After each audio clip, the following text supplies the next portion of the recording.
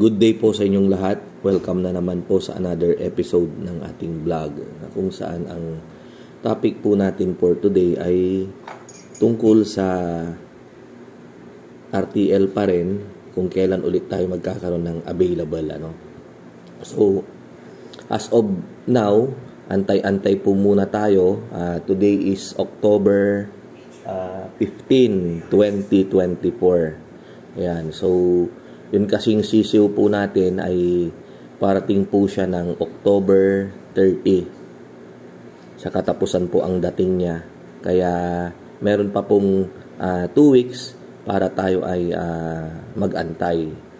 And then pagdating niyan ng October 30, magsi 16 weeks po sila sa February 19. Kaya antay-antay lang po tayo. Ayan. So, dun sa mga gustong magpabook, dating gawin po ulit. Pagdating po ng sisiw natin sa October 30, ay pwede na po kayong magpabook the following day. Pwede na po kayong mag-partial. Ayan. Pero, as of now, pwede naman na po kayong magpa-pencil booking. So, ibig sabihin po, pag pencil booking, ibubook po natin yan, ililista natin na hindi pa kukuha ng partial payment po sa inyo. Kukuha na lang po ako kapag dumating na po yung ating sisiw sa farm. Ayan. So, ano ba yung advantage ng pencil booking? Siyempre po, kapag nagpa-pencil booking kayo ay, kumbaga, priority na po kayo na maka-avail ng ating RTL. Ayan po, kapag kayo ay na-pencil booking. So, kahit nasabihin na nating agaran na may magpapabook, let's say, halimbawa po kasi, di ba yung sisiw nating paparating ay 10,000 heads. So, halimbawa, nagpabook kayo ng 500 heads. Tapos, yung iba naman may nagpabook ng 96. So, habang wala pa yung sisiw, sabihin na natin nakakuha na tayo ng booking na 2,000 heads, all in all. Tapos, biglang may magpapabook ng, halimbawa, 9,000. or 10,000. Siyempre, hindi ko na po yun ma-accommodate lahat dahil may nauna na po nagpa-pencil booking. Ayan. So, sasabihan ko po sila na, ay, pasensya na po kayo. 10,000 kasi yung RTL, 9,500 lang yung pwede kong ibenta, ipabook. Kasi 500 yung buffer. May nagpabook na ng 2,000. So, 7,500 na lang po yung available. So, kung 10,000 yung kailangan yun, hindi ko po talaga mai-provide. Yan. At unless na gugustuhin yung i-avail yung 7,500 na natitira. So, ganun po yung ating sinasabi dyan. Ayan. So, kahit sabihin pa nilang, hindi, bayaran ko na. Ibigay ko na yung kalahati. Ibigay mo lang sa akin yung yung slot na yan. Total, hindi pa naman nagbayad yung mga yan, pencil booking. Yan. Sa atin po, as long as na-book po natin yan, na-pencil booking natin, ay hindi na po natin yan pwedeng ibigay sa iba. Ayan. So, ganun po yung advantage natin pag yan.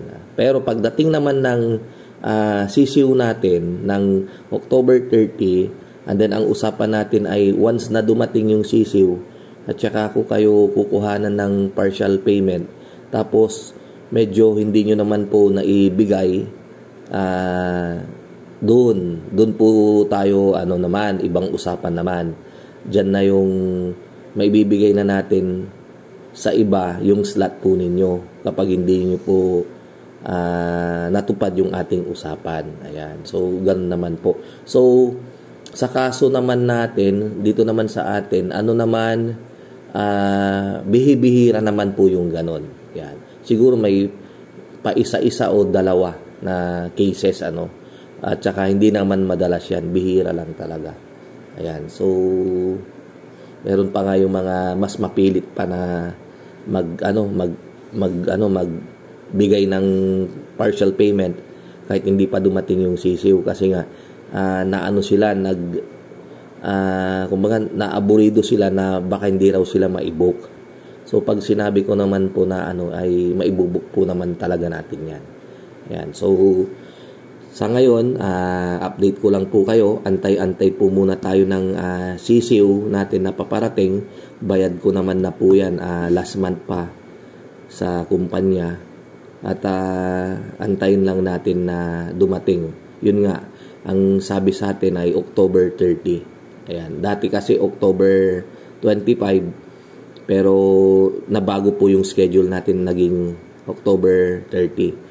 So magbilang po kayo, 16 weeks po nila sa February 19. So ang RTL natin na open for booking ay February 19. Ayan. And then doon naman po sa mga nagpa-book ng pang November 4, malapit-lapit na po yung delivery ng mga RTL ninyo at battery cages.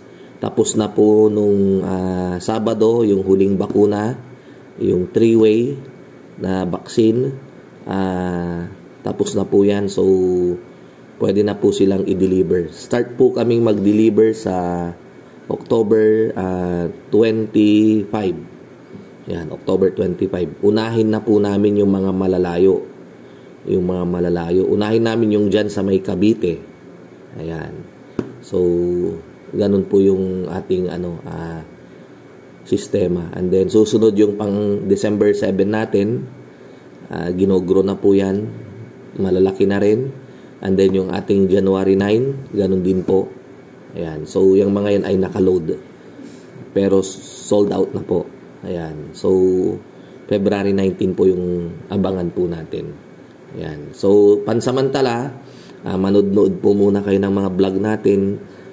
Halongkatin po ninyo yung mga video natin dyan. Meron na po tayong 515, kung di po ako nagkakamali, 515 or 520, pang 520 na tong video natin na to. Yan, so marami na po. So basahin nyo lang po, panoorin nyo lang, pakinggan nyo yung mga vlog natin dyan para mas matuto pa po kayo, magkaroon po kayo ng idea. Yan, or madagdagan kung meron na po kayong mga idea, ay mas madadagdagan pa po kahit papano sa panonood ng mga vlog natin. Yan. So hanggang sa muli, kita-kita po muli tayo sa mga susunod nating vlog. Ito po si Mang Mags na nagsasabing mabuhay po tayong lahat and God bless us all.